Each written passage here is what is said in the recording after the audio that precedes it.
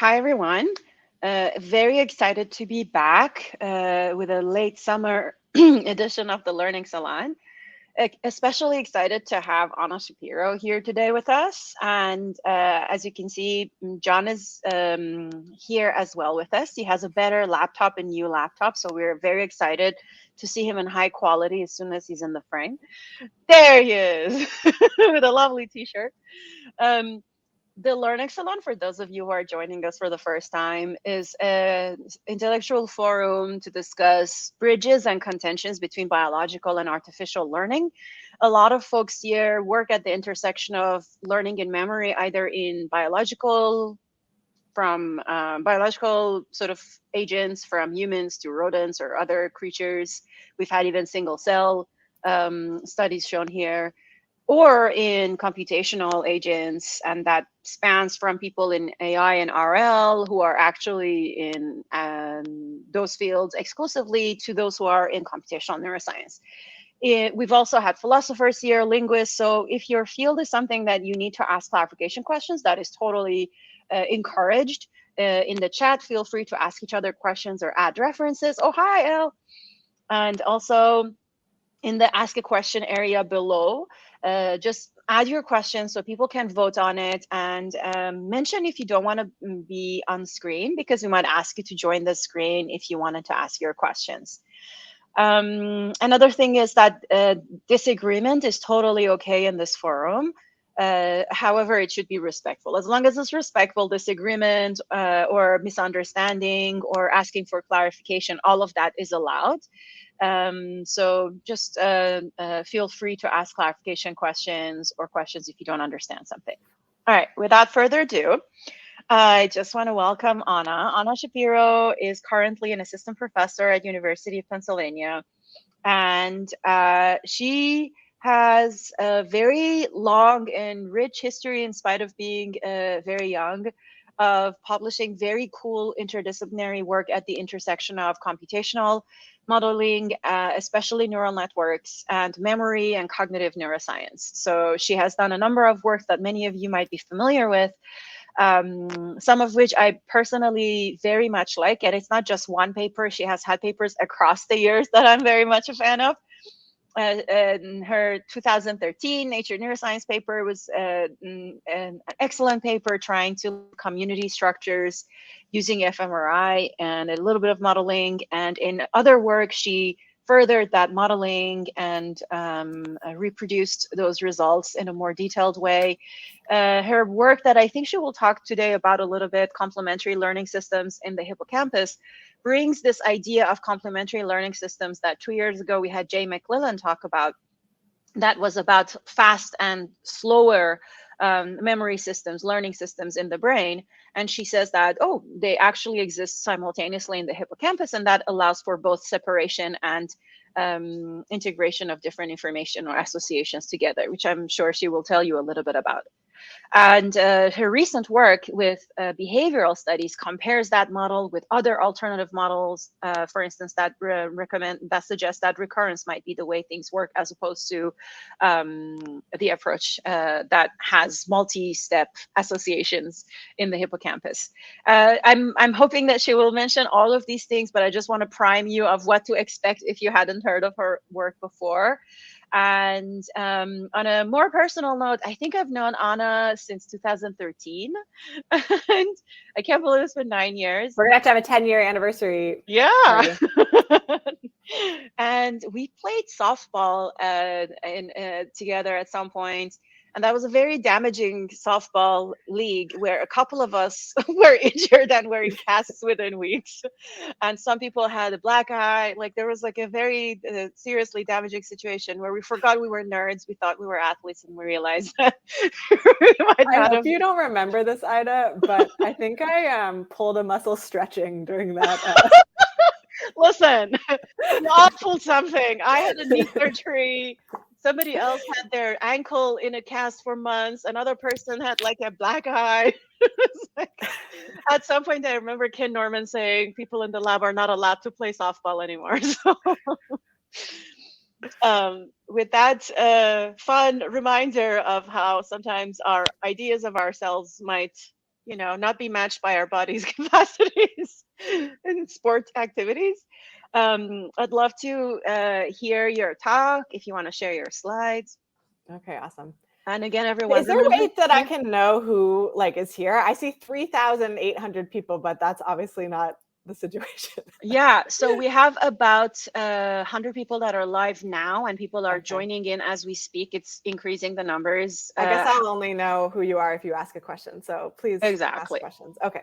Ask a question or say something in the chat, but there's way too many people. So I can afterwards maybe show you the list. Yeah, okay. Yeah, it's just funny. It's like in Zoom, you can kind of have a sense of who you're talking to, but yeah. Okay. All right, I'm going to share my screen over here. Oh, we have some folks from Dublin here. Hi. How does that look? Perfect. Okay, awesome. So my plan, I don't know how people usually do this, but my plan for my little intro talk is not really to tell you about any of our projects in detail, but just to give you an overview of some of the themes of the things that we are thinking about in the lab, and the history of how we got to this perspective and some of the different directions that we're going to test some of the ideas. So it's going to be very, very broad. And then I'm going to give you a list of the different things that we're working on in the lab. Maybe probably not a complete list, but a list of some of the things that I have slides on. And so if somebody has a question about something or just wants me to go through one of those studies, I have all the slides and I can dig into them. But what I'll start with is just kind of a broad overview of our way of thinking about things. All right. So I'm going to start with this really general question. How does the brain store new information? And I'm going to define two ends of a representational spectrum, from a localist to distributed representations. And these words are used in many different ways. And so I'm just going to start by defining what I mean by these two terms. And I'm going to use these little simple neural network models to help me with that. So when I say localist in this context, what I mean is that some input comes in from the environment. There's some pattern of activity across this hidden layer here that is going to represent that input. And then some new thing comes in from the environment, and you assign a totally separate, non-overlapping population of neurons to represent that thing. So that's what I mean by localist. So each thing can be represented by many units or neurons, but any individual neuron represents one thing. As opposed to a distributed representation where you have input that comes in from the environment and then some new input comes in. In this case, we're going to allow there to be overlap in that pattern of activity in the hidden layer for the two incoming pieces of information, maybe as some smart function of how they're related. So Hinton said a distributed representation is where each computing element is involved in representing many different entities, as opposed to this kind of representation where each computing element is involved in representing one entity. And of course, distributed representations are crucial to the success of neural network models, both in machine learning and also in their long history of explaining human cognition and not just human cognition, all cognition. And so these representations are really useful. They're really powerful when they are paired with a good learning rule and a good architecture. But there are costs to using this kind of representation. So so I want to think about the trade-offs here. So distributed representations make it really easy to see the commonalities across things. And that can be really useful if you want to efficiently generalize to something new, which is something that's very important to our adaptive behavior. So let's say that you're going to represent all of your memories of seeing these birds with this nice overlapping code that respects all of their similarities. That's nice because if you see a new thing that has properties in common with these other things, that kind of overlapping representation will immediately allow you to generalize and say, and infer hidden things about this new animal, like it probably can fly even if you haven't yet seen it fly. So this kind of representation makes that really easy and natural. Whereas the localist representation in the extreme makes that really difficult or maybe even impossible. But there are situations where that's what you want. So if you're trying to remember that this penguin can swim, but it never flies, whereas this very similar looking bird can fly. Well, in that case, it's actually useful to use separated representations to keep these things distinct in your memory to avoid interference. Whereas the distributed representation, you end up with a lot of interference. So there's this interference kind of generalization tension that's very hard to avoid. These are really different computational needs that we have that that require different kinds of representations. And this interference issue is associated with a kind of behavioral difference between these two types of representations, which is that distributed representations are very sensitive to the order of input of information in the environment.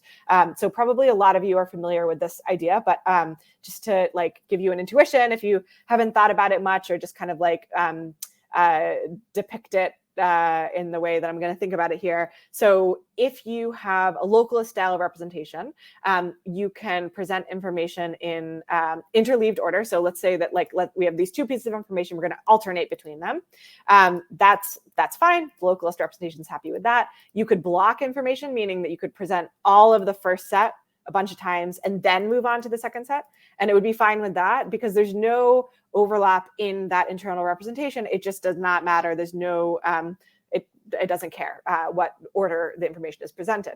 But what happens with the distributed representation is that you can interleave information, and that's great. And that allows you to build up your representation. But if you block information, if to the extent that you're sharing units between the first set and the second set starts to overwrite the representation of the first set. Okay. And so that is the interference problem. So distributed representations are very powerful. They can find and store structure and data efficiently.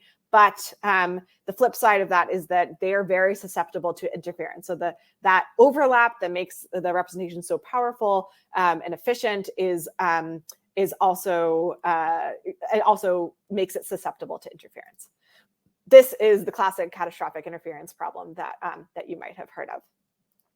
Okay, so what does the brain use if we have these two different kinds of representations that have these different benefits and costs? Well, probably it uses both of these things. And that was really the proposal of the complementary learning systems theory, which said, well, we have to do these two different things. They're in basic computational tension with one another. So maybe what the brain is doing is it separates these things out anatomically. So the hippocampus is going to specialize in the rapid learning of the specifics of individual experiences.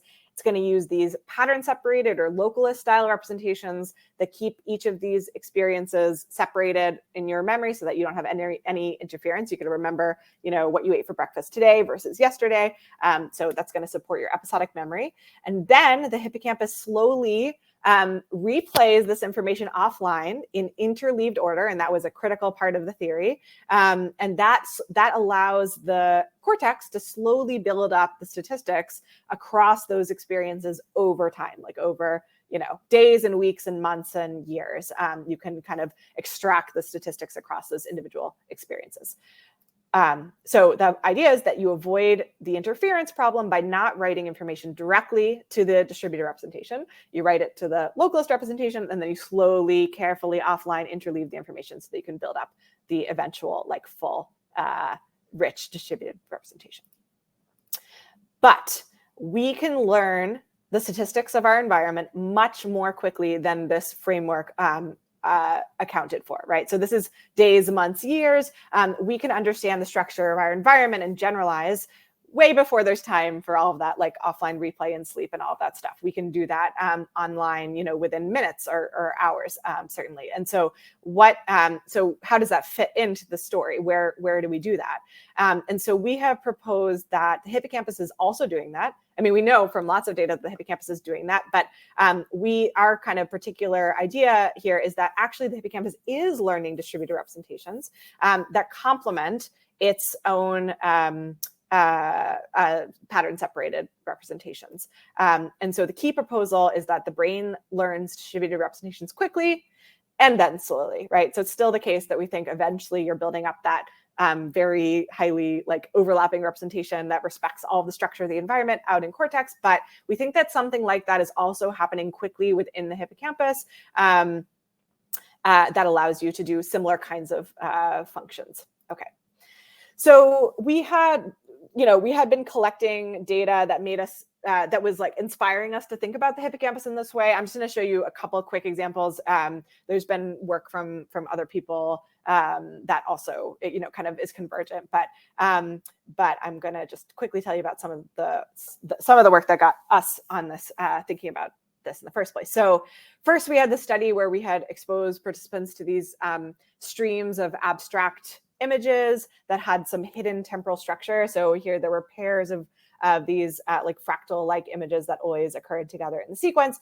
And we found that from before to after the sequence exposure, like, less than an hour of the exposure, the representations of the temporally paired images became more similar in the hippocampus. So that suggested that the hippocampus is sensitive to these statistics, like information that needs to be integrated across experiences over time.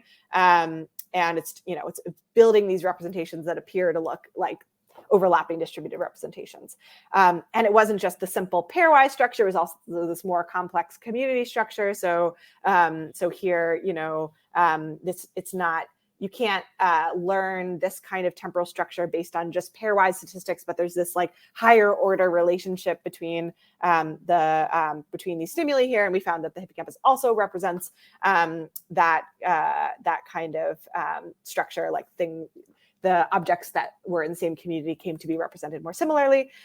And we worked with a patient with hippocampal damage and found that she was completely unable to show any behavioral evidence for this kind of learning. So that suggests that it's not just that the hippocampus is like listening to this kind of information and forming the representations in some epiphenomenal way, but it's like really crucial for this kind of learning.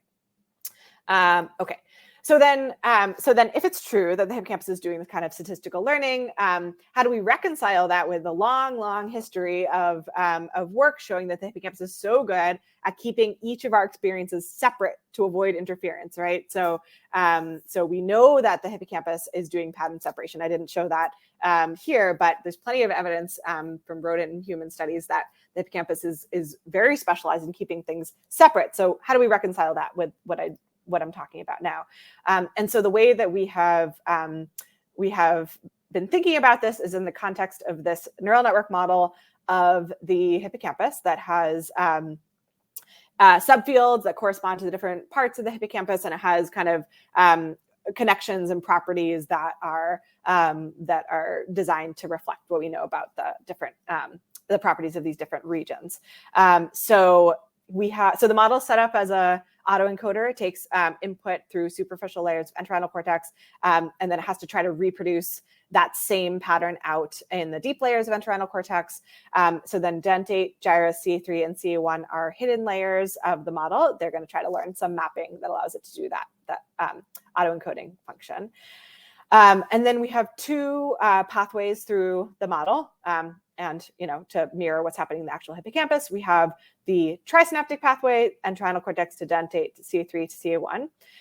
And this is the pathway that, like, when people talk about pattern separation and like the episodic memory functions of the hippocampus, this is the really famous pathway that people are thinking about, because this pathway is this very specialized property where it can take overlapping inputs and project them to like amazingly orthogonal populations of neurons in dentate gyrus, and it's going to help you do that pattern separation. That's a very unnatural thing for, I think, a neural circuit to do in general, and we've evolved this very specialized circuit that helps us accomplish that. But there's this other pathway that runs straight from entorhinal cortex to CA1, and this pathway seems to have different properties. And I think there had been a period of sort of like skepticism about whether learning really, like, there's much meaningful learning happening on this pathway by itself, but it seems like there really is, because if you lesion this connection, just the one from CA3 to CA1, all kinds of interesting stuff happens just on this pathway. You can still do, like a rodent can still do like incremental, like Morse water maze kind of learning directly on this pathway. It seems like it's probably not quite as fast. Like you can't do the one shot kind of like contextual fear conditioning kind of memory on this pathway, but it's still learning. And it also seems to have less extreme pattern separation. So that's, I'm representing that here with these more overlapping representations, which we think might have something to do with, the less extreme sparsity in the connections. Right, so slower learning rate than the trisynaptic pathway and more overlapping representations. And I'm not going to show the simulations here, but we've shown that it turns out in this model that this trisynaptic pathway is very well suited to episodic memory, and the monosynaptic pathway is very well suited to that kind of statistical learning I was just talking about, where picking up on statistics over the time scale of like minutes, hours. This pathway seems to have properties that are very well suited to that, and it mirrors the kind of properties that of the broader complementary learning systems idea. Like the hippocampus is doing fast learning on these localist representations. The cortex is doing slower learning on more distributed representations that allows it to generalize, understand structure. We think that CA1 is doing something very similar to cortex, but on a faster time scale, like on the time scale of like one experimental session that we can do with humans. And so we think about this hippocampal system as a microcosm of the larger complementary learning systems framework. Okay, so here's my list of kind of current projects, directions that we're thinking about, and I have slides on all of them so we can talk about whatever is interesting to people. So this idea, so if it's true that the monosynaptic pathway implements this kind of special learning function where it can learn, it has like a slow learning rate, overlapping representations, it can pick up on structure quickly. Well, that should be important for all kinds of learning, not just temporal statistical learning. And so we've been thinking about like how we can apply that idea to other domains. And we've gotten interested a lot in category learning. So we have several modeling and empirical projects in the category learning domain showing that those same principles generalize in that case. So the monosynaptic pathway is also helpful for understanding the structure across exemplars in a category and help you generalize and that kind of thing. So that's kind of one bunch of projects. We have two projects that are really cool where we're using memory for color as a way of behaviorally tracking shifts in representation.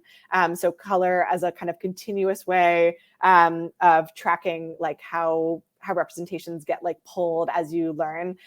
So I thought I put a little thing here because I thought Ida might be excited about this. So color memory morphs forward in time.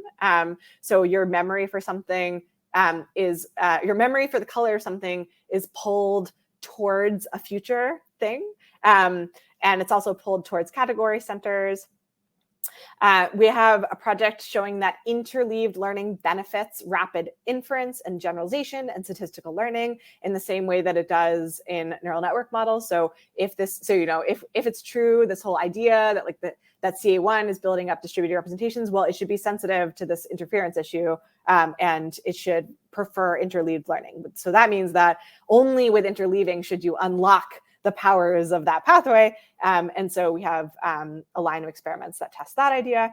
And then we have a whole like wing of the lab that's focused on sleep. So we're interested in like what, after all that learning in the hippocampus, then what? Like how do you eventually build up your knowledge of the world in cortex? Like what's that process, and how do you do useful learning offline between hippocampus and neocortex to build up new knowledge and integrate that knowledge with your existing knowledge? So we have sleep modeling work showing how the hippocampus and cortex can interact autonomously offline to do useful learning, and we have a simulation showing how alternating between different sleep stages over the course of a night might help with continual learning. And then we have sleep experiments measuring and manipulating offline reactivation during sleep to try to test its consequences. So we're running a study right now where we are doing targeted memory reactivation of information either in interleaved or blocked order to test this idea that interleaved reactivation is really crucial for building up that like structured knowledge offline, that kind of original prediction of the complementary learning systems story. All right, so then I'll just put up the slide of all of the faces of my lab members, and then just see like what questions people have and if anybody wants me to dive into any of those particular projects.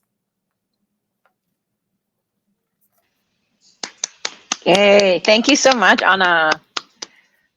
Great talk. As always, it's the kind of speed that I really appreciate in talks. Like, I hope it I'm wasn't glad. too I'm fast glad for that. Yeah, folks. I'm glad that somebody appreciates how quickly I talk. It's extremely cool. People are sending claps. Oh, Hi, Olga is Olga. here. Hi, Olga. Also, Hugo Spears is here. A couple of people from the UK time frame are here. So Wow, that's just, impressive. yeah, it's pretty I cool. go to sleep at this time. So John, I was thinking you should probably go first because I might get into the into like details very quickly. It might be helpful, but just before John starts asking his questions, maybe I'll try to see if I can hit the main points that you said real quickly. So what I really admire about your work is a lot of attention to the different sort of computational principles that we would expect the brain to be able to fulfill. One of them is obviously episodic learning and separation of certain events, but another one is fast statistical learning in addition to slower learning. What you showed with your work, both computational work, fMRI work, and patient work, especially hippocampal patients, was very important, showing that fast statistical learning can actually rely on the hippocampus. It's not that they couldn't at all do it, it's that they were much worse at it. And so I think that's also important. So some people are like, oh, are you saying we can't learn anything without the hippocampus? Well, no, it's just that they were way worse, if I remember your plots correctly. So in our study, we actually found at chance performance. In the there was a replication study, which was actually much better than our original study, where they had 4 patients. We only had 1 patient, and she had MTL cortex damage in addition to hippocampus. Then they ran 4 patients with specific hippocampal damage, and in that case, they showed a little tiny bit of residual performance. Yeah. But yeah, so I think, I wouldn't want to say that the hippocampus is, it's definitely false that the hippocampus is the only region involved in statistical learning. Yeah. I think that some of these different tasks load more on certain kinds of statistical learning than others. And I do think that this task, this kind of like observational, passive kind of task, does load very heavily on this particular pathway. Yeah. Another thing that was on your last slide, which I really appreciated, is that just using behavioral experiments, you could distinguish between 2 hypotheses, 2 computational hypotheses about how the hippocampus might be learning multi-step inferences. And I think that the special thing about that study was that you hypothesized whether it's interleaved versus when it's blocked representation of multiple associations. Let's say it's ABC, ABC, ABC, but I get AB and then CD and then something else, and then BC separately, as opposed to just in a block, I get AB, AB, AB, and then I get BC, BC, BC.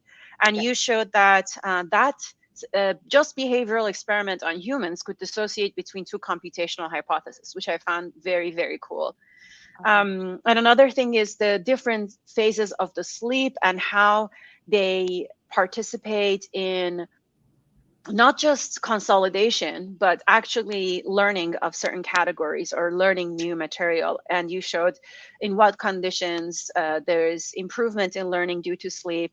And with a computational model, you could show in different phases of the sleep what was going on. And I think that that area of research is understated and extremely important. And especially since neuromorphic computing does use sort of oscillation in terms of trying to understand different sorts of computations that might be even better possible to do at the hardware level. And I think that at some point we might have those kinds of things more implemented in neuromorphic computing. And so I think that the principles that you're working on, not only are they cool for now, but I think that they are kind of future looking in that I'm looking forward to a future where our algorithms are much more integrating them, especially since catastrophic forgetting that you were showing is a very serious issue for any AI. So fantastic talk, very related to everything. I hope it's okay that I gave a little mini summary for those who are arriving a little later. I especially want to highlight your complementary learning systems in the hippocampus, as opposed to the 1995 paper or 1996, which is complementary learning system in the brain in general, was cortex versus hippocampus then, but now you have both in the hippocampus, slow and fast learning, both separation and statistical. All right, John, I just tried to sum up everything for anyone who arrived late. Hope it's helpful. Do you want to go ahead and ask your questions? Sure.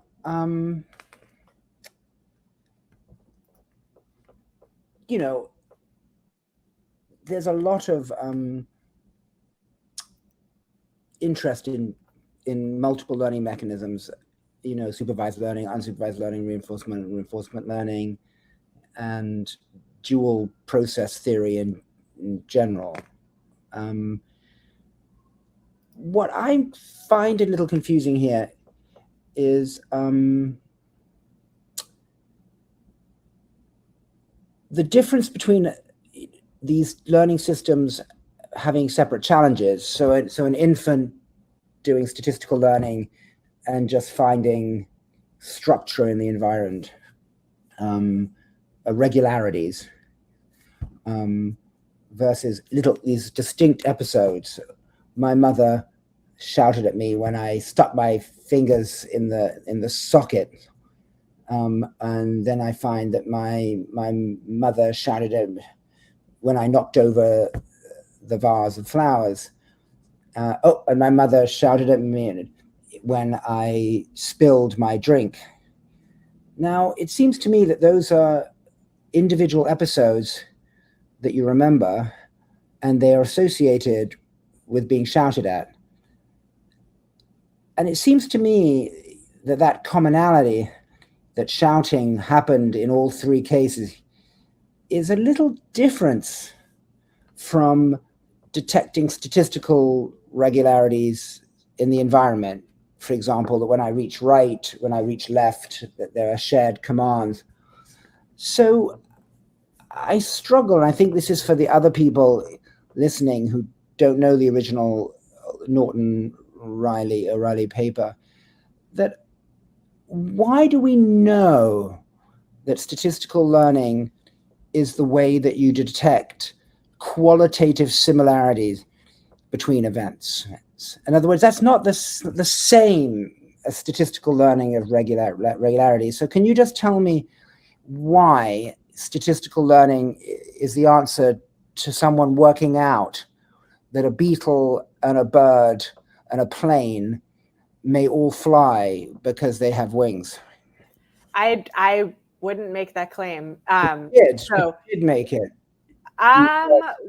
Well, so this gets at the issue that Ida brought up at the beginning about the kind of alternative way of doing things. So there's an alternative strategy for noticing that there's relationships between things in the world, which is to use a localist kind of encoding scheme, or whatever kind of encoding scheme, and then do really smart computations on them later. Them later. Yeah. And I think that the examples that you just gave probably fall into that kind of that second kind of idea. So like you, so just to lay out kind of the general difference, there's some kinds of learning that you do as you experience things, like kind of automatically, so you're going through the world and you're not necessarily looking for any particular relationships, but you're just like building up a model of your world. And I think of that as a different kind of learning or a different kind of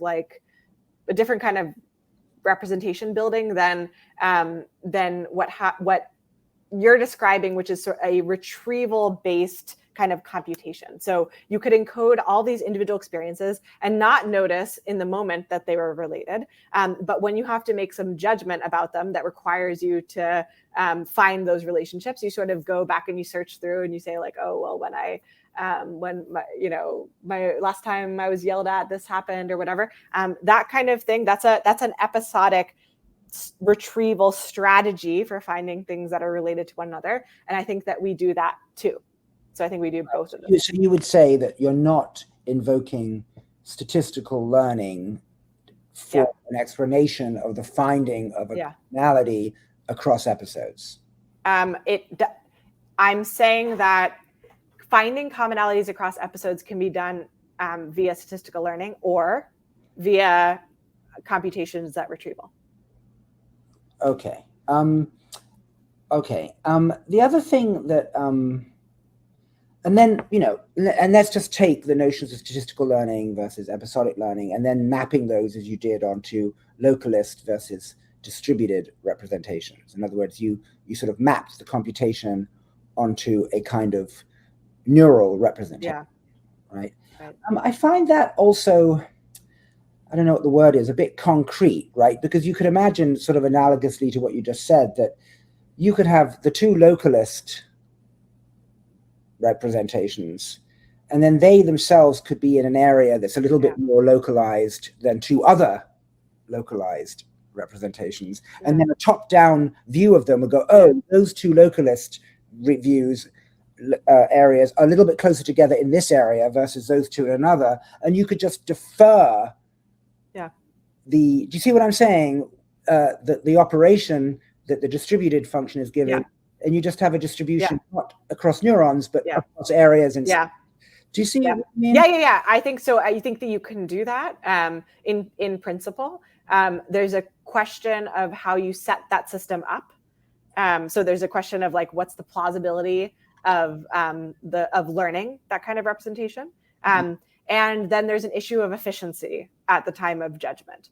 And I think that that's really the main difference between these types of ideas. Like, so this plays out in the reinforcement learning world, which it's like the model-based, model-free kind of idea. So you can cache values and have them ready to go when you have to make a decision, but it kind of leaves you inflexible.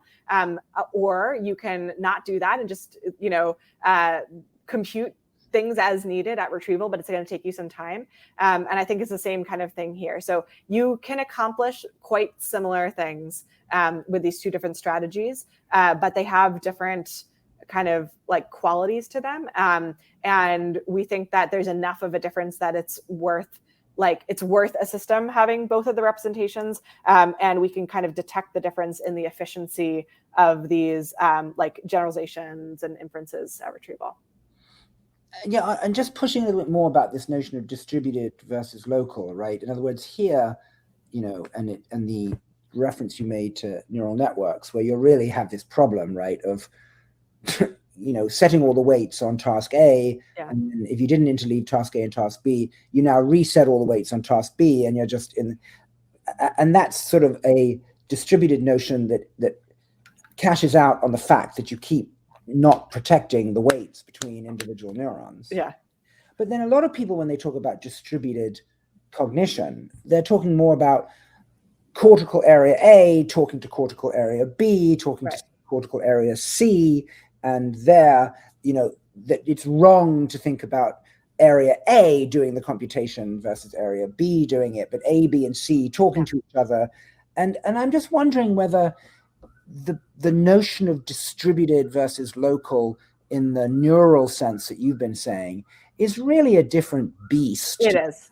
Yes. Local versus distributed when people talk in terms of macro region. Yes, I do. I think that it's really, truly a different thing. And I have to be careful about that because in different communities, when you say distributed representation, it really does mean that other thing, like distributed across brain areas. And you can have a localist representation that's distributed across brain areas. So that's why I start the talk by saying, this is what I mean. I'm using the term distributed representation as Hinton used it, which I don't know, maybe it's confusing, but yeah, I really do mean just like at an individual computing unit level. Is that computing unit involved in one thing or many things?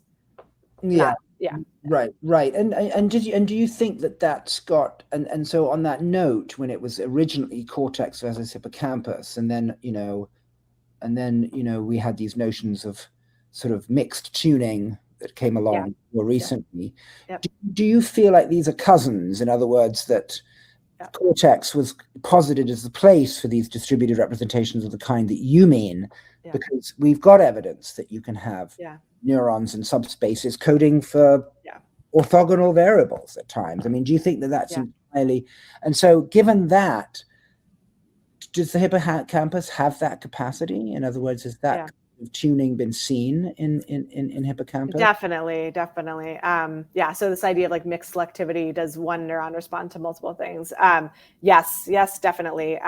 So, I mean, it's almost, in a way, it's like, it becomes tricky because like when we talk about episodic encoding in the hippocampus, this is what we're talking about. We're talking about conjunctive encoding. So one like set of cells that's going to respond to the conjunction of all the things that you're currently experiencing. So it's like, by definition, we're already talking about selectivity to multiple things. So when I talk about like localist, it's really actually complicated because with respect to what? Like, so what I mean is that the episode has been encoded as one thing, as opposed to another episode. But like, if you go in, if you're a neuroscientist and you go in and you say like, does this neuron respond to the odor of this thing, and does it also respond to the size of the room, or whatever variable, like you may well find that it does, right? But it's going, like, in order to understand whether it like plays out as a localist representation of this kind or a distributed representation, you're going to have to know more information about like what in a sense, then, when you draw your diagram in the neural space of localist versus distributed, it's not to be taken to mean the only thing those neurons can be tuned to is one aspect of the episode. That's right. That's exactly right. Yeah. It's a little bit Russian doll-like, isn't it? That you've got, it gives me a little bit of vertigo, but I get it. I see that they're not inconsistent. And then just for the sake, when you use that sort of autoencoder architecture that you started your model with, could you maybe just give people an intuition about why that's the architecture that you need for what you've been discussing? In other words, why is there an autoencoder in that model? So you could imagine setting it up in other ways, and it would probably do similar things in many situations. The reason that we've set it up that way is that we don't want to bake in too much about the goals of the learning here. Like we want it to be a model that builds a representation of the environment without us telling it what to care about or what to like it needs to do in that environment, right? It's just purely a representation of the input. So the autoencoder is nice for fidelity, basically. Just give it to us, right? We want it to any architecture, any objective function sort of instantiates some is already guiding the model to some extent to learn some particular things about the environment. But I would rather have it do a reconstruction task than like a let me predict the reward I'm going to receive, or let me I suppose another option we had would be to predict the next thing that happens. That's another sort of just like vanilla, there's nothing, we're not building in too much about like what we think the model should be paying attention to if we're just asking to predict the next thing. And I think that in a lot of cases we would probably get similar representations. But anyway, the real answer to your question is just that there's a long history of setting up the hippocampus as an autoencoder. And so we're building on that history and kind of continuing like in that tradition. But there's very little about what I'm claiming here that I think depends on that choice. And I was just and thinking about this, with HM, that yes, most of what HM had problems with was remembering episodes antegrade, right? Just hopeless. Yeah. I was just wondering what you think about the fact that there were some memories of episodes retrograde that he couldn't remember, going back over a decade. Yeah. Right. I was just wondering what you think about this interesting hippocampal dependent loss of episodes going back such a long time. I mean, is this just true and unrelated, or do you have some thoughts about that? It's not unrelated at all. I mean, so there's still huge controversy in this field about to what extent the hippocampus is always required for retrieving episodic memories. And it turns out that the patient literature is really messy on this point. So there are some patients that actually, so HM had a graded retrograde gradient, which means that he, if you went far enough back in the past, it seemed like he did have the memories, but there was some period of time, like whatever decades, where things seemed fuzzy. So that's consistent with the possibility that it just takes a really long time to consolidate information. And that was what the complementary learning systems theory went with. So with patients like HM saying like, well, the reason you get some retrograde impairment is because it just takes some time for all those hippocampal memories to make their way out into cortex. And so if you disrupt the process, you're just gonna, it's gonna affect some memories going backwards. But the plausibility of like it taking a decade to consolidate a memory, it just doesn't. Mm-hmm. I'm not going to put my money on that kind of time scale. And it's turned out that actually the amnesia literature has been more complicated in that some people don't show the graded retrograde effect. So they show flat effect, meaning that they have trouble retrieving episodic memories as far back as you test. And so it's messy, lots of different opinions depending on the type of patient or the type of researcher and exactly how they probe things. You get different answers. My take on it at this point is that true episodic memories where you're really going back and reliving the moment and like pulling up lots of detail, we have very, very, very few of those. And they probably depend on the hippocampus forever. Right. And my last question, just, again, I always, people know me on this program now that, I always want to know what the superordinate and subordinate terms are. And my last question was really about, you're making the case that in order to get the statistical learning, you want distributed representations with interleaved training. And then you explained the original model, which was that the episodes were interleaved and slowly got represented. So what's the interleaving process happening with the fast statistical learning that you talked about?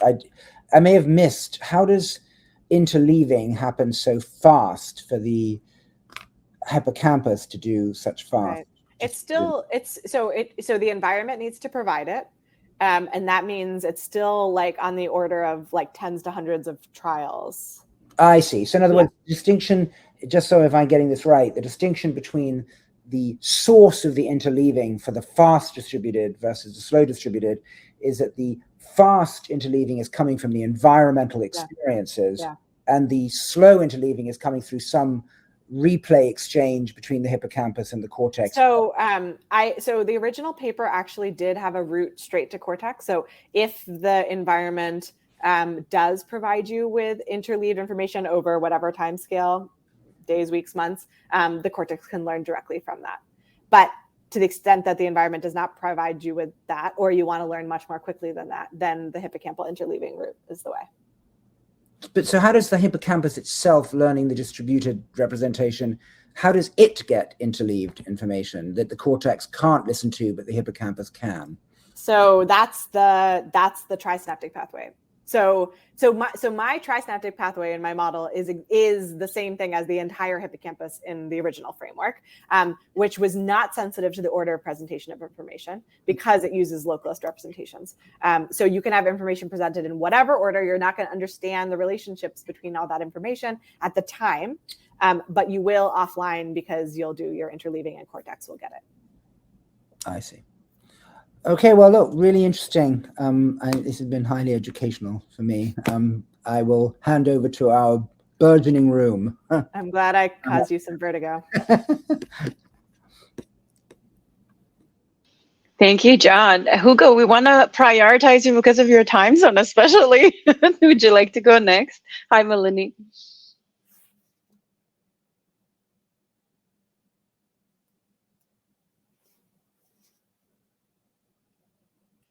It seems like you're muted And frozen? and frozen. Somehow you froze, and I cannot unmute you from my side.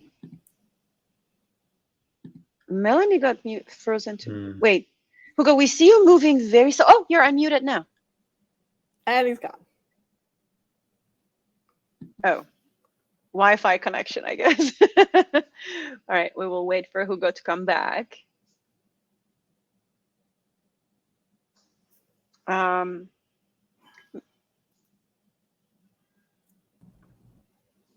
Maybe Melanie wants to go first until Hugo fixes this, because I think it's a connection issue. Let me just send him a message on Twitter to explain to him what's going on. He just said he's trying to reconnect. Oh, good. Okay. Okay. All right. So we're going to wait a minute. Let me make sure he's still invited. He is.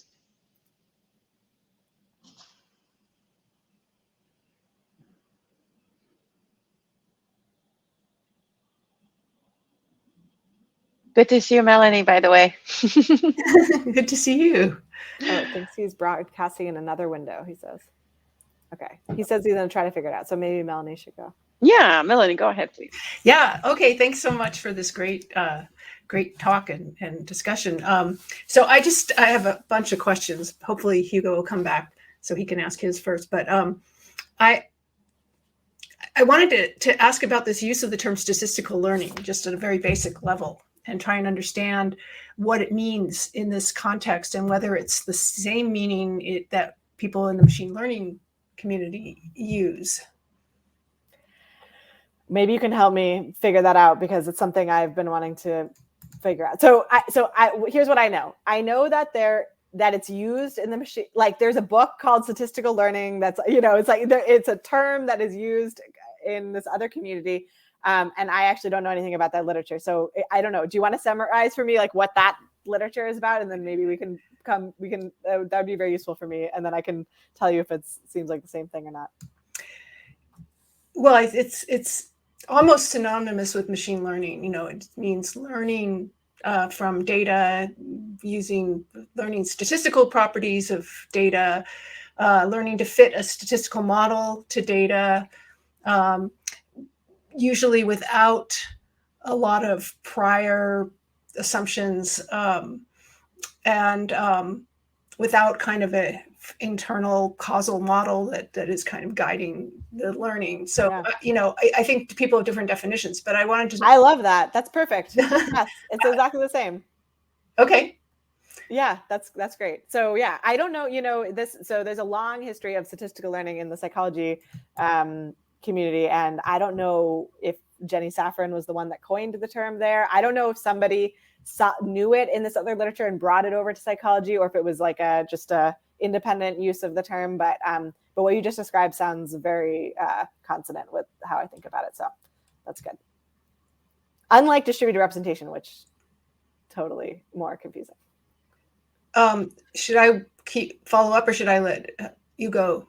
Okay. So why is distributed representation closely linked with statistical learning in your story, and localist representations are linked with episodic representations? I didn't quite understand the linkage there. Can I just say something? Ella, a little bit earlier in the chat, said something that is very pertinent to this discussion. Ella asked whether we could consider that to be overlapping representations as opposed to distributed. So that maybe that helps a little. Yeah, I often, so it's definitely the case that distributed representations are overlapping. I don't use the terms completely synonymously, because I think that you can get overlapping representations that don't have the qualities of the representations of these neural network models, basically. Although they could very well suffer from interference for similar reasons. I think that they often do. But when I say distributed representations, what I mean is the thing that like vanilla neural network models have in their hidden layer. And I want to, and that thing has turned out to be very powerful. And I want to know if that thing is happening in the brain, or like where in the brain, or, and so like, to the extent that like the vanilla neural network model is doing statistical learning, then that's what, like, that's the connection for me, is like, that's what it builds in order to represent the statistics of its environment. It builds a distributed representation. It didn't have to be that way, that you have to represent statistics using that kind of representation. So that's what you're pointing out, and that's a good point. But that's our hypothesis, that the power of that kind of representation to mirror, to reflect the statistics of the environment, might be used in the brain. That's the hypothesis. Yeah. Yeah. So it's one more follow-up. Yeah. I mean, I remember, reading about localist versus distributed representations back in the early days of neural nets, in the PDP books and everything. Yeah. And people don't, at least in machine learning, they don't really use that, talk about that distinction so much anymore. Yeah. But it seemed to me like both of those kinds of models were examples of statistical learning, in the sense that I was talking about before, that they were learning from data. They were trying to fit functions to data, that they didn't have sort of prior innate models at all. So that's, I guess, the source of my confusion, is just that kind of terminology in machine learning. Maybe Ida has some ideas about this. Would it help to think about sparse learning or sparse representations versus overlapping representations? Because then when it's very sparse, it's not statistical learning, right? If I'm just keeping everything that I see in memory in some place in a very sparse representation, then I'm not making any generalizations based on them at that moment. Maybe I'm making them later. And I think that that's the distinction here, which is slightly different from that other thing. So if I'm learning everything that I'm seeing and I'm just putting each of them in a separate box, in the part of the brain that I'm putting each of them sparsely in separate boxes, then I'm not going to learn about the relationships between them. I would need another region to extract the relationships between them, maybe. Sure. Or see another region that was putting them in the boxes that were like partly overlapping, so that the ones maybe that were temporarily closer to each other had overlapping boxes. So I realized, they must have some relationship, if that makes sense. Anna, is that a good analogy? I don't know. No, I don't, if you think about like learning what a bird is, and you're seeing birds, and you have one box to learn about wings, and one box to learn about color, and one box to learn about head shape and all of that, you're still learning statistically, because you're learning from examples, you're gathering statistical examples. It's just that you have your features kind of disentangled, as people call it now. Yeah. So I'm trying to like sort out all these notions of. Yeah. Yeah. It's a good point. I guess maybe I should be more careful with the terms, or think more about that history. I mean, when I talk about localist representations at this point, what I'm referring to is the kind of the current, like the extreme version of the pattern separation in the hippocampus theories. And that there's all kinds of assumptions that come with that are that like narrow us in on a more specific concept than you could have in principle. So you're saying like you could have a localist style representation that could be really rich and powerful in learning statistics, but that's not like people who are advocating for the hippocampus as this like extreme pattern separation machine. That's not what they have in mind. They have in mind a different kind of like learning and retrieval. And so I get, it's like, I guess I'm trying to say something more specific than the way I actually laid things out to begin with. And so I appreciate you pointing out that like the terms have connotations that go back and like it's not always been true that, you know, that localist means you're not learning statistics. Or yeah, that's a good point. Would it be fair to say, Anna, that the two histories that you are responding to or that you're in dialogue with, one of them is the one that says hippocampus is extremely separationist. And another one is, let's say, something like Darshan Kumaran's model of how multi-step inference might happen in the hippocampus, which is that it happens through every time unrolling everything and like doing recurrence, whereas in your system there could be that the representation of A already is now representing a little bit of B that's going to follow later, or a little bit of C that's going to follow later, without there for there to be needed to do any kind of new computation. So I would say there's two histories that Anna's work is extremely interesting responding to, and both of them come down to the breakdown of these two kinds of representations she's talking about.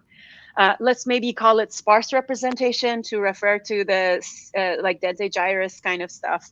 The problem with sparse is that you don't know if you mean sparse in space or sparse in the distribution of representations. So that's the reason I've avoided sparse, because you can have it's possible to have a sparse distributed representation. You can have very few units active, but each unit is involved in many things. But when we say sparse, people do often think like each neuron is probably only involved in one or a few things, and so I see that clarification. Maybe for the purpose of this argument, more atomic or something, which is not conjoined with something else in any way. It's atomic. It's in itself. I think localist is fine. It's just, it has it doesn't necessarily imply not statistic. But I should let Hugo go ahead with his question. Well, we hope you stay on and ask more, Melanie.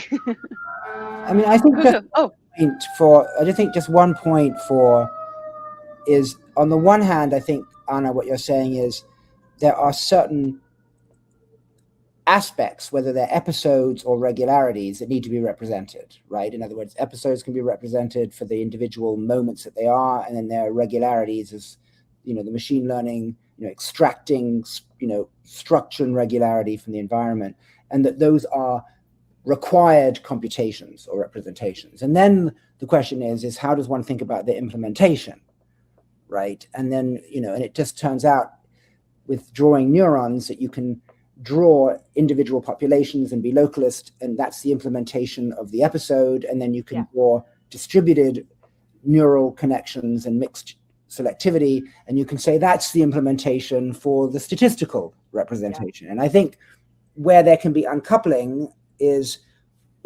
maybe there's some redundancy. There may be some other ways to get the representations you want that are regularities versus the representations which are episodes. And yes, it sort of makes sense at first blush that you can see a nice mapping implementationally onto distributed, overlapping, mixed selectivity versus local. But it may be that you can do all sorts of tricks at neural implementational level to get what you're actually asking for, which is these different forms of representational necessity. Right.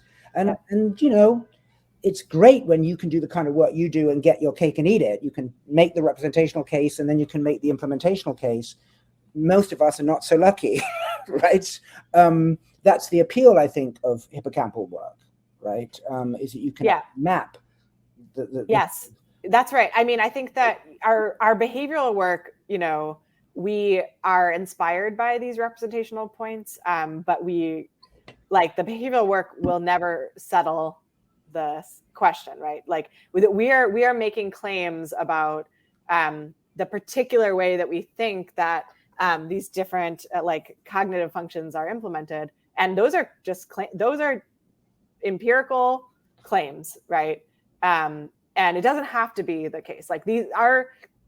These cognitive functions are not diagnostic of the representation. But anyway, that's the theory, and we'll see. And Hugo's going to tell me that actually the data is not even consistent already. So can you hear me now? That work good? Yeah, sorry, there was a problem earlier. It is 10 o'clock here. My wife's probably gone and streamed something just as I was about to appear and ask a question. Yeah, it was a great talk, and I like really nice laying out the ideas. And so I just picked up a point, and I noticed Eleanor Devell's jumped on that as well, about this neat idea of CA1 and CA3 doing different functions. But the bigger challenge in the field is when you go and record, you get almost identical patterns in the cells in rats. But I suspect you have a bigger story about that than just the rat data, and I would love to hear what your thoughts were. Well, I mean, I have some thoughts, but I would like to hear what you and so I've interacted with, is it Ella on Twitter, I think, but I haven't actually met her, so maybe like. Oh no, that's not Elle. We have Elle and we have Ella. Okay, this one was Ella.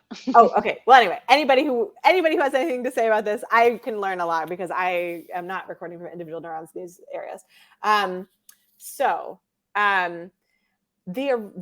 We were inspired by the old Gab studies, and I don't know if you think that those don't replicate or what, if that's only in certain situations, but maybe I can just pull up an example of one of those figures so I can show you what the differences between CA1 and CA3 that I kind of hang on to when I think about this in the place cell world. So let me just show you.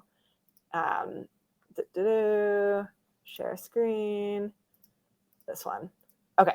So this was a study where they had 2 rooms, A and B, that look very similar to one another. And they find place cells in CA3 and in CA1 in the 2 rooms. And in CA, can you see my pointer? Okay. So in CA3, the cell 4 here is firing here in room A, but not at all in room B, right? Whereas in CA1, you see that there's very similar firing between these 2. It's not exactly the same, but very similar between these 2 similar looking rooms. And so their point was that CA3 is doing this orthogonalization that CA1 is not doing. So that makes me feel like it's possible to see differences between CA3 and CA1. And I've been trying to kind of keep track of examples in literature of this kind of thing. However, the hippocampus is highly recurrent. And so it's super complicated because if you actually take our model and look at the properties of the responses in CA3 and CA1, if you just let the model settle, in most cases, you give it some input and you let it process as much as it wants until it settles, CA3 and CA1 look very similar, very, very similar.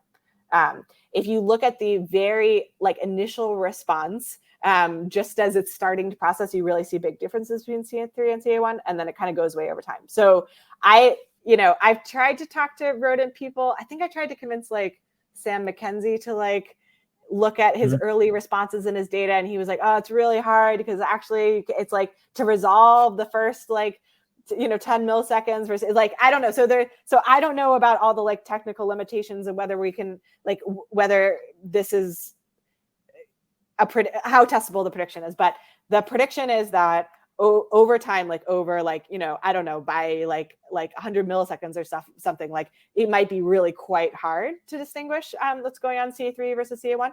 The experiments that I really would love to see more of, which I understand are very hard to do, are experiments where you knock out the temporomonic pathway, the EC to CA1, or knock out CA3 to CA1, because then you really expect there to be differences in behavior and in the properties of the place cells and all that. So I don't know. Does that sound consistent? That sounds good. That's a good example. Yeah. I was just thinking back to the Nature paper years back from Edvard and Maybrit Moser, where they had the rats teleport in their head between 2 rooms. And I think that was all done in CA3 is my memory. And they were then looking at the kind of what's happening over the milliseconds as the rat realizes it's not in the room it thought it was in. I don't know if you've seen that work. I remember teleportation vaguely, but tell me more. Yeah, that might get towards this in terms of what, but that was just recording. So that might be one area someone could go and look at CA1. Okay. Somebody may have done it. Eleanor in the comment section under my comment had made lots of. It's very hard to find replay studies in CA3, so it does highlight. There's obviously technical challenges.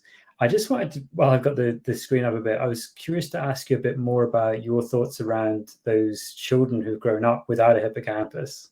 Yeah. So particularly this patient, John, I met years ago, who Faraday Varga Cardems worked extensively with. So he's grown up without a functioning hippocampus pretty much. Yeah. And he has a GCSE in history. So he's remembered loads of facts. Yeah. So he's kind of done this amazing statistical learning. Yeah. It's quite remarkable. I don't know what your thoughts were looking at. Does that sort of fit thinking about this model? Because he's lost CA1 and CA3 pretty clearly. So so developmental amnesics. So I mentioned that in the original CLS story, this is actually often a misunderstood part of CLS. There was always a route straight to cortex. You can so you can always learn directly in cortex, but the prediction is that it's slower, basically. So you probably know this literature better than I do, but like, do you think that? Well, I guess, okay. So there's two possibilities that could be consistent with my way of thinking. One possibility is that developmental amnesics can be totally fine. It's just going to take them a little longer to learn. Or there's compensatory function. So they just, if you're young enough without a hippocampus, you sort of like somehow they're like just assign other parts of the brain to do something like that. I mean, the fact that adult onset amnesics, right, have trouble with rapid statistical learning and new episodic memory suggests that normally the hippocampus is probably important for those things. What's happening with developmental amnesics, I guess those are the two possibilities. And maybe you know the answer. Do they learn more slowly? I don't know. Yeah, they do. Okay. That's my understanding. But it's still quite surprisingly quick, because if you're trying to pass an examination history, if you're learning really slowly, trying to piece all that information together to make some narrative seems impossible. Like you'd need to have there's another whole like a dimension here, which is like integration of new information to prior knowledge. To the extent that you're learning new information that comes into an existing scaffold that you have that's consistent with like how you already understand the world, there might be much more efficient ways of like sticking that new information in. And so that's, so that takes us outside of this whole framework that we've been talking about, and makes it possible that you could like imagine somebody kind of learning new semantic information quickly. Great. Thanks a lot for answering the question. I'll pass back to the team. Coming. Thanks a lot. No problem. Great talk. Thanks for joining us, Hugo. So if I may ask, thank you so much. This has been super helpful. Something that was very interesting to me that you didn't talk about a lot, maybe you have some more slides about it, is your sleep models. And in general, the role of data and in general, because like whether it's for consolidation, whatever it is that is going on with the brain rhythms, we don't think about them as much, especially in our models, because there are very few models that at all consider anything from oscillations to spikes at this level of cognitive neuroscience and functional level.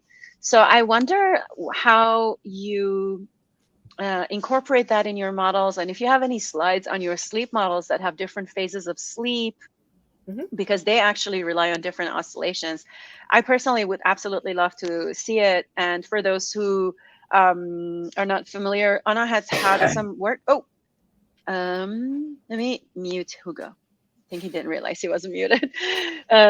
So I just wanted to make a brief kind of comment here that you have done a couple of papers on sleep experiments, and I remember you doing a lot of different experiments because it's not very easy to get the results that had to do with training at night and then sleeping overnight versus sleeping the same amount during the day, and there's different times of the day of training or different times of getting the nap or the sleep.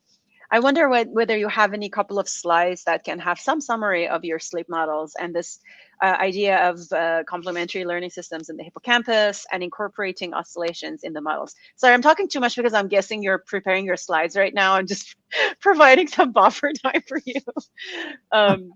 I thought my task is to talk until you share your slides. Okay, perfect. I'm done. Yes, of course. I'm happy to talk about all this. I'll do like 4 minutes on sleep and oscillations. All right. So like most of what we've talked about so far is like learning directly new information from the environment. How do you do that? How do you encode that information? But like ultimately, we think that you have to get the information into neocortex. We think that a lot of that happens offline. And so how does that transformation happen? And how do you actually do like useful learning and representation shaping without any more exposure from the environment? So that's kind of like the mystery here. And we had run this experiment where we taught people about these categories of objects where the objects have parts that are shared with other members of its category, but then also unique individuating parts. And we wanted to see what would happen across a sleep versus awake period in your memory for these different kind of parts, with the idea that if it's true that sleep is helping you build up this like cortical, like super overlapping distributed representation, that should really highlight the structure of your experience for you. And you might actually have better memory for that structure after having slept without having had any direct new experience with the information. And so we tested people before and after sleep and wake, and we found that the unique features of these objects didn't change over a period of sleep, whereas there's a lot of forgetting of that across a day awake. And that's consistent with a lot of sleep literature that suggests that there's kind of like a prevention of forgetting of information.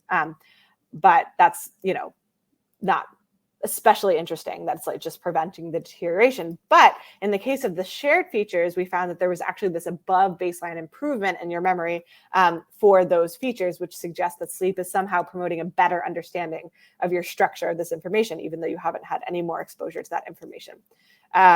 We had a kind of a fMRI, like awake reactivation study that was kind of consistent with that idea, but I'm going to skip over that. So here's the model. So the model is going to try to explain that kind of phenomenon. So it's has a hippocampus, kind of simplified version of the hippocampus I showed you earlier, has a neocortex, and we train it up on those like satellite objects or whatever domain for like awake learning in the way that, normal, whatever reconstruction-based training. But then we have to learn during sleep. We're going to have to do some new stuff. So we have to we want this model to run completely by itself. We don't want to tell us, we don't want to tell it what the trials are, right? There's no trials. We don't want to tell it how, when to replay, what to replay, anything. And so how does this model run by itself and do something useful? So first, we just need to have a way of these memories like of moving from memory to memory. And so we have a short-term synaptic depression that forces transitions from memory to memory. So if 2 units are coactive for a while, the synapse between them will tire out and it'll have to move on to next memory. So that's what you see happening there. And then we have the model tracking its own stability. So when activity is very stable, like it is right there, it says, okay, maybe that's something that's worth learning from. So it marks that as a plus state. And then here's the oscillations. So we use oscillations as a way of perturbing these attractors to reveal states that are bad, that can help us kind of reveal the parts of the attractors that need to be fixed. So here's how that works. So we're oscillating the level of inhibition in the network, which just controls like the amount of activity that's possible, basically. So if you raise inhibition above baseline levels, then let's say that we're like replaying this satellite memory over here, then the parts of that memory that are the weakest will drop out first. So that's useful. So we've revealed the weak parts of that memory. And then when we lower inhibition below baseline, that allows activity to spread farther than usual. And that's a way of identifying potentially nearby, like competing memories. So those are like the two different states of this oscillation that that reveal these useful different things. And this is not something we came up with. This is Ken Norman's oscillation learning theory that he showed as useful for like any kind of learning. But here we're going to apply it in this like autonomous kind of sleep domain. Okay. So then we can do error-driven learning. In this case, we're going to do contrastive Hebbian learning because now we have good states and bad states, and we can contrast them. And so we're going to adjust the connection weights so that the patterns of coactivity in the perturbed states look more like the patterns of coactivity in the stable states.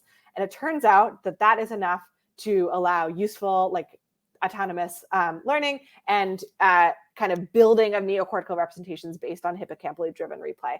And so this plot just says that like you replay everything in nice interleaved order. So that's nice. And it results in improvement in shared feature memory, like what we had seen with people, preservation of unique feature memory, and it results in increased kind of category structure in the neocortex module in the model. And then the model has sleep stages. So it has a slow wave sleep and a REM stage. And during slow wave sleep, we allow there to be like tight coupling between the hippocampus and the cortex. We know that that's happening in the actual brain. And then during REM, there's less of that coupling. We let the cortex run on its own and kind of like process its own existing knowledge during that stage. So if you set the model up in that way, then it turns out that sleep stage alternation is really useful for learning in non-stationary environments. So here's the idea. So if you learn two environments, environment 1 and environment 2, let's imagine they're two related sets of things, can be anything. Let's imagine that environment 1 is information that's already consolidated in neocortex. You've learned it, very strongly, and it's no longer need the hippocampus for that. Environment 2 is going to be some new information that's going to be hippocampally dependent that you just learned. If you, so during non-REM sleep, you end up mostly focusing on the environment 2 stuff because that's the hippocampally dependent stuff, and non-REM replay ends up being driven by the hippocampus, whereas REM replay ends up focusing more on your existing knowledge in neocortex. And so during REM, you get more environment 1 replay. And then how this plays out is that if you learn, let's look at environment 2 learning first. So you can do non-REM only learning, or you can alternate between non-REM and REM. In both cases, you'll learn that new environment 2 information. But if you only do non-REM sleep, you get the catastrophic forgetting of the old environment 1 knowledge. Whereas if you interleave non-REM and REM, you can retain environment 1 as you learn environment 2.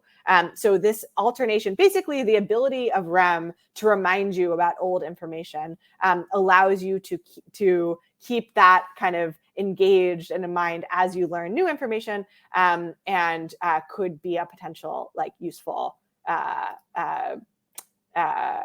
function to overcome kind of continual learning challenges. So yeah, okay, I'll stop there. Cool.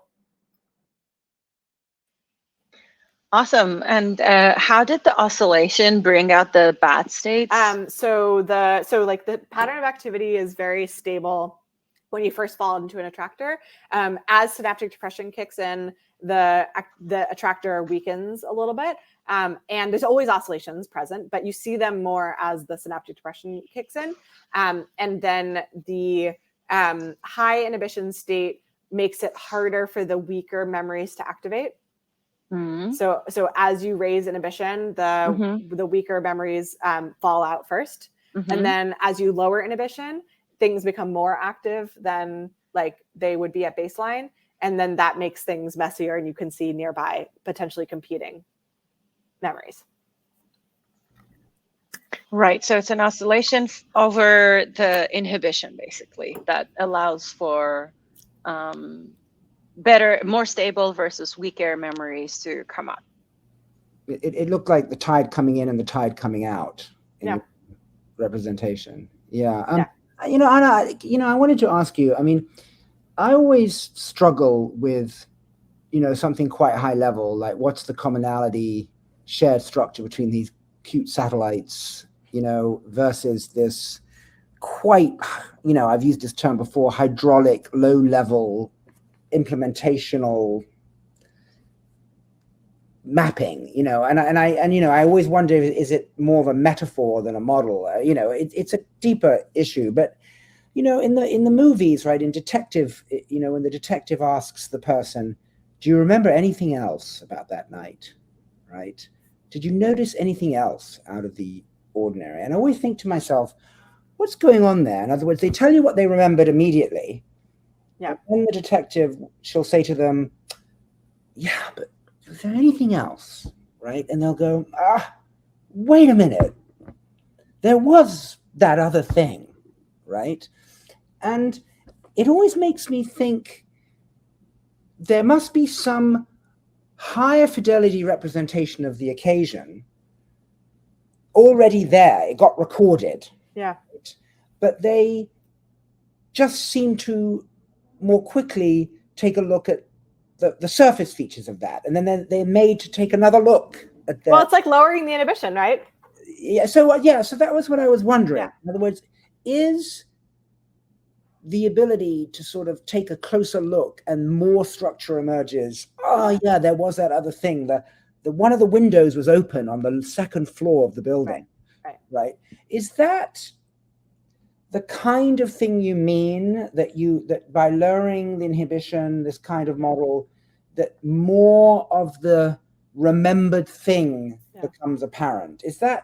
But it was always there at the original laying down. Yeah. Do you know what I mean? Is that kind of what we're talking about? Yeah, I think so. So the connections are there, but they were sub-threshold for whatever reason, right? And like the activity wasn't actually like traversing those connections, and so it wasn't being expressed. And so you could imagine that you could have some control over your inhibition, or you could think of it as like a confidence thing in that case. Like you reported all the things that were like 80% and up confidence to the, what was it, police person? What was your, and in the first round, and they say, okay, well, lower your confidence. Like, tell me some more things that you think you might have seen, and maybe you're not quite as sure about those things, but if you want me to lower my threshold, like I can tell you more. And so does that mean then, just to get a bit sci-fi-ish, because Ida and I are sci-fi fans, does that mean then that you could imagine like a movie or a museum or a place where you go, you know what, we can take you, and I don't know, we can give you increased inhibitory potential so that we can enrich each of your experiences, and actually you can enjoy more of that vacation you had than you realize, because we can actually have you go many levels down into what actually happened. Is this something that we could? Well, I think that REM dreams are this. I think John is thinking of an app that could make us billionaires. No, but is that what you think? So that's what I'm saying. Is that what you think? That there are ways to, whether it's psychedelics, whether, as Melanie mentioned, hypnosis, or whether it's REM, where you can actually get down deeper into the memory. Yeah, I think that there's only one thing about what you're saying that I'm not sure about, which is you're using the word fidelity, and I'm not sure that you get increasing fidelity. So I think that as you allow yourself to be like hyper associative and like find more connections, you're going to find some real things and some not real things. And so like it's noisier, but you will uncover some, things that were indeed there and could be potentially useful to explore. I think that a lot of people think of REM as like a kind of very high excitation, high just like hyper kind of what's the word I want? Like spreading activation. You just let you like fully explore all your networks in ways that you like might not want to do when you're trying to interact in a reasonable way in the world. But like there are connections between all these different things, and maybe it's useful to kind of like allow your cortex to like explore all that. So yeah, I mean, I think that there's like a general just like excitation level that will like knob that you can think of that will either focus you on the things that you're like, that you know the best and that you're most confident about, and on the other end that will kind of allow you to see lots of connections between things that kind of may or may not be like real, but have some like meaning to them. I think something that might help here, both with regards to what you were saying and what John was saying, that not everyone might think like this, but I think for me it helps a lot, is to think of remembering as a form of navigation in some kind of a graph of connected to each other memories or events. And maybe the open window on the second floor is not one step away from me seeing the suspect in the corridor. But if you say, hey, look further at further associations. So I agree that one way to say that is lower your confidence, or is to say reduce inhibition. Another way to say, did you see something that might not be directly related, but might be a couple of steps away, or something like that? Or if you're talking about either hypnosis or like psychedelics, I always imagine that there is like an internal landscape, an internal, let's say, huge building, or like since I'm a Borges fan, like something like Borges's mazes, some garden of working paths also inside, where you need to decide, your mind needs to kind of go in some direction to remember one memory or other. And at some point, associations come up, obviously, when you have activated things that are further away, which happens more in sleep, just random things, even in the content of our dreams. And that's another question for you, Anna, the relationship between content of our sleeps and the kinds of improvements of learning. I wonder whether that's been studied, because at some point we have to. If you think about the content of your dreams, it's always like things that usually are super unrelated to each other in real life. Even if it's a real life scenario, unrelated things all of a sudden pop up. And sometimes you have to reflect on, why did these things come close to each other? Sometimes it's random, sometimes it's relevant. But overall, I would say that going deeper, what you were talking about, it could be going further steps away. And in fact, in a simple study that we did together with a very talented Bo Sivers, who's now, I think, still postdoc at Harvard, we made this model called Sample. And the only thing that we had in mind with this model was that we had a graph of memories, and for that we used an embedding of the GPT-3 of the time, which I'm not even going to name it. It's embarrassing at this point. We just had a word embedding and considered that the graph of the memories, and then said, how can we do a forgetting attack on this? And so using Monte Carlo sampling, we tried to see what things can we activate so that we make some other thing that we want to reduce its accessibility less accessible from other nodes. So one way to forget something is just to make it less accessible, just to block its path or reduce its association to things that are further away, so fewer things can go there. And one way to make something more memorable is to bind it to so many things, repeat it so much that from everywhere that you are, you're going to end up there. It becomes like this town square of that kind of memory town that your brain is holding up together. So that's, John, I don't know if that helps, but I feel like in addition to lifting inhibition or reducing confidence, another way to think about it is how far are you navigating and what paths are accessible to each other in your regular mental state, and maybe when you take psychedelics or you're in hypnosis, other paths are available that normally aren't, maybe because of inhibition, maybe because of some other phenomena that are going on. I guess inhibition is a fantastic hypothesis, but Anna, I think there could be other forms of processes, let's say like the scale of how far you're willing to go or navigate. That sounds like a sort of complementary, slightly more top-down, deliberate version, right? So think a little bit beyond what you think would be relevant. So in other words, it seems as though there are these, the bottom-up kind of view, if I may call it that Anna was mentioning, and then your more top-down, directed version. And then, well, how do you implement that? I mean, let's say you decide, I would like to find associations that are farther away. How do you actually implement that control signal? I mean, there's this is always a struggle for me when we have, these cognitive neuroscience discussions, which is, when are we talking about a process at the level of the task and modeling that versus modeling the second order explainers at the implementational level of the task, which we also have a computational model for. And sometimes I think what happens, and this is what I mean by metaphor, is that the computational model can almost be restated either in implementational terms or in task terms, and they look quite similar. Yeah.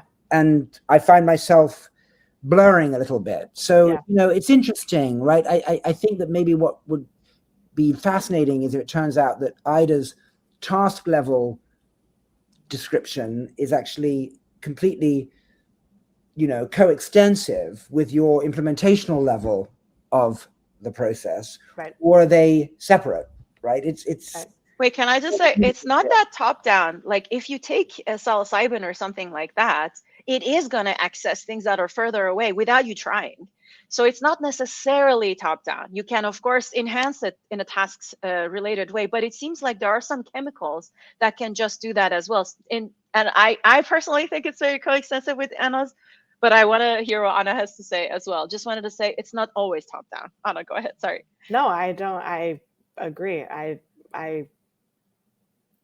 have nothing to add. I'm just like, I'm definitely not going to make the claim that inhibition is the way that you modulate the amount, like how how far you can move in these like networks. But there is some. I'm just pointing out that there must be some implementation. That's all. That there's you can talk about at the cognitive level how you would want to move farther in a network, and I think it's just an interesting question of how you then implement that signal. Yeah, one thing could be removing inhibition, another thing could be increasing the gamma, but I think mathematically or chemically it could be that they both use the same underlying kind of substrate. But it would be interesting to see how many different substrates there are, because imagine if, like Anna, as you know, like many of us think that the same episode might have been stored at different levels of granularity along the long axis of the hippocampus, and sometimes even different parts of the cortex. And so depending on the kind of, perhaps in this case, task-related prefrontal signal, people might access different scale depending on the task. That's a cool idea. So then all you need to do is sort of like direct your attention to a particular area. Yeah. Yep. That's cool. Yep. So that would be not just inhibition, it would just be selection of which representation, which scale of representation you want to access. Cool. But it's totally also it's definitely all neural substrates. None of them is kind of at anything that is outside. There's a lot of chat, and I want to make sure that if anybody wants to join the screen, please let us know, because I lost track of the chat for a second. This conversation is so amazing. I just want to say that there's one more question in the chat, ask a question area. Tejas asks, does the unidirectional connection from CA3 to CA1 from the initial model in this talk imply that learned local representations help or maybe interfere in statistical learning, but not the other way around? Would this predict that remembering the individual item in a sequence improves how quickly the statistical regularities of the sequence are extracted, but remembering the statistical regularities does nothing to improve the memories of the individual item? Yeah, it's a really good question. It's something we're really interested in.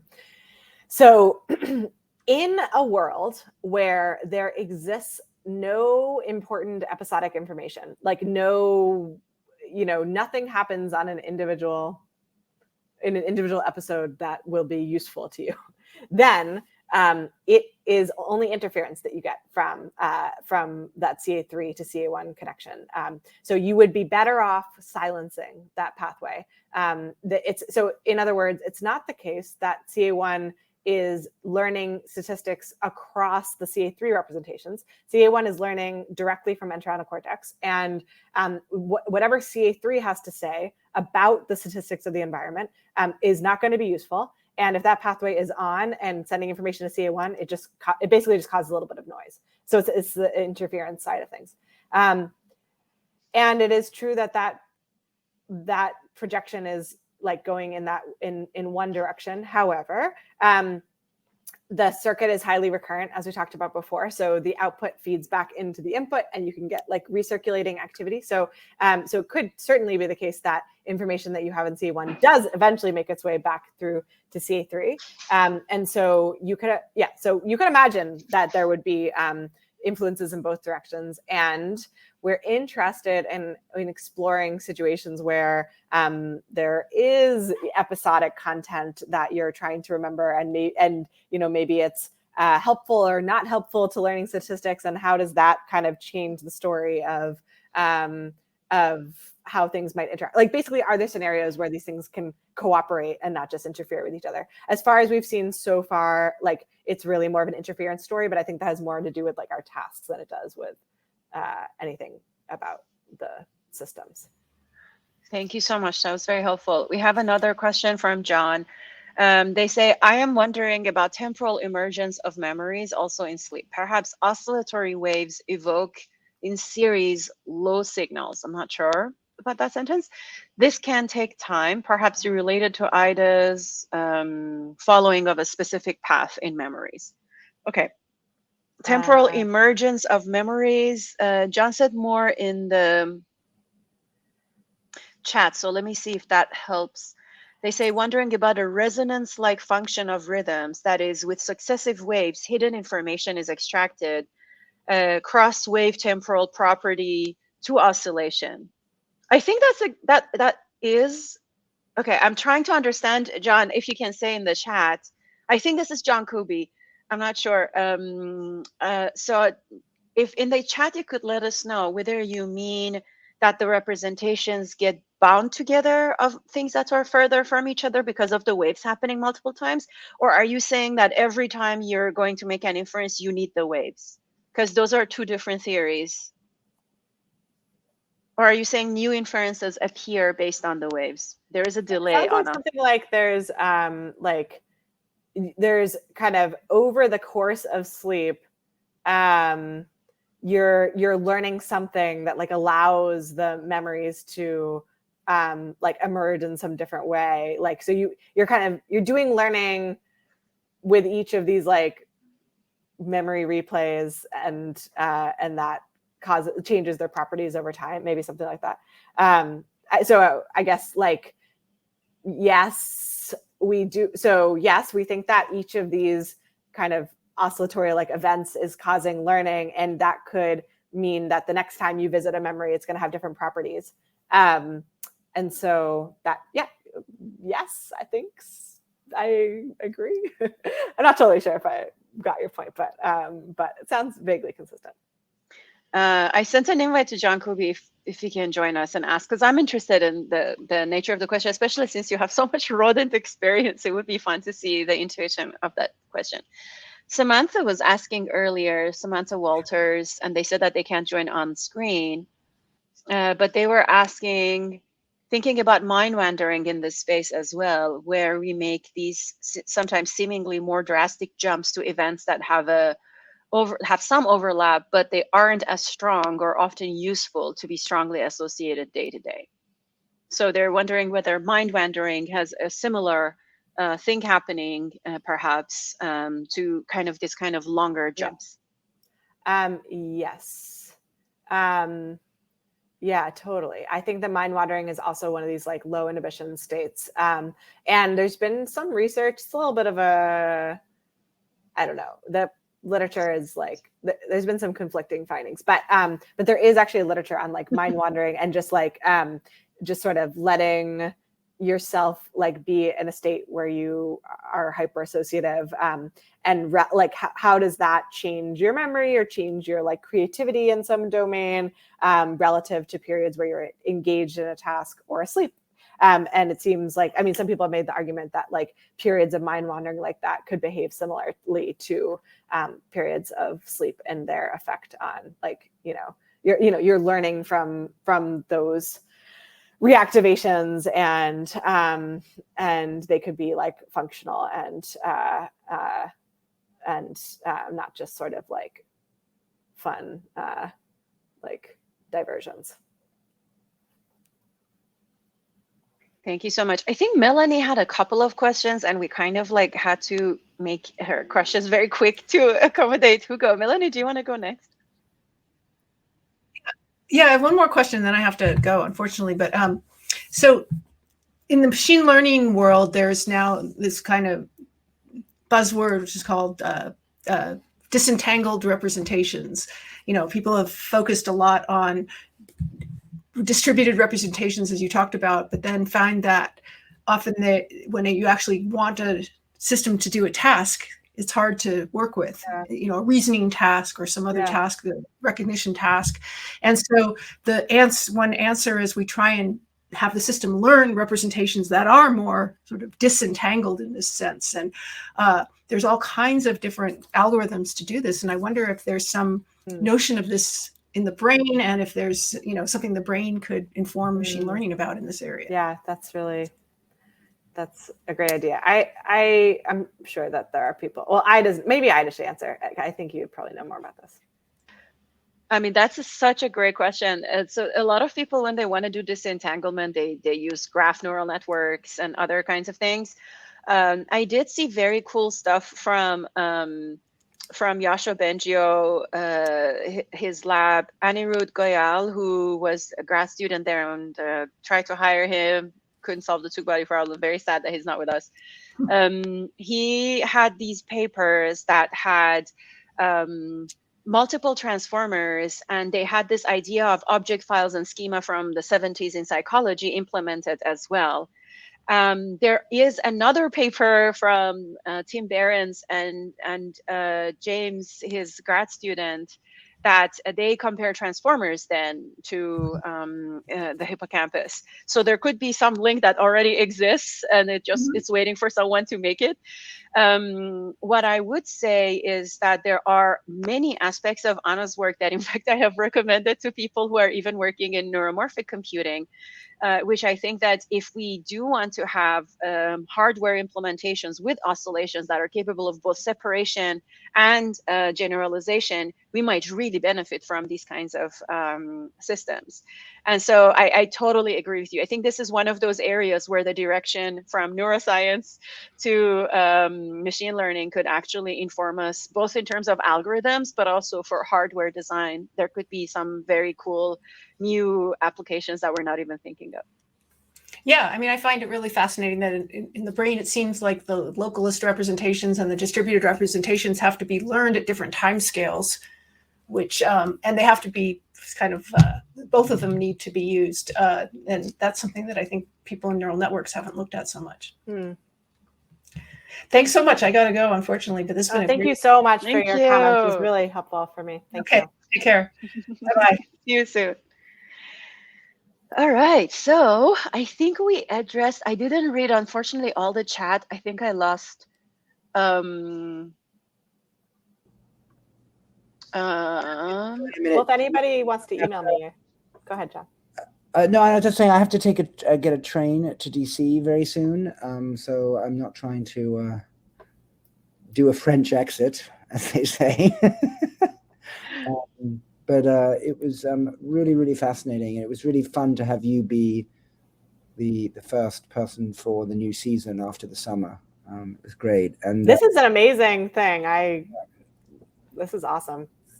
You guys are awesome. It was really lovely, and come back and talk soon. It's not quite the same as chortling away with you in person in Portland Harbor, but. This was wonderful.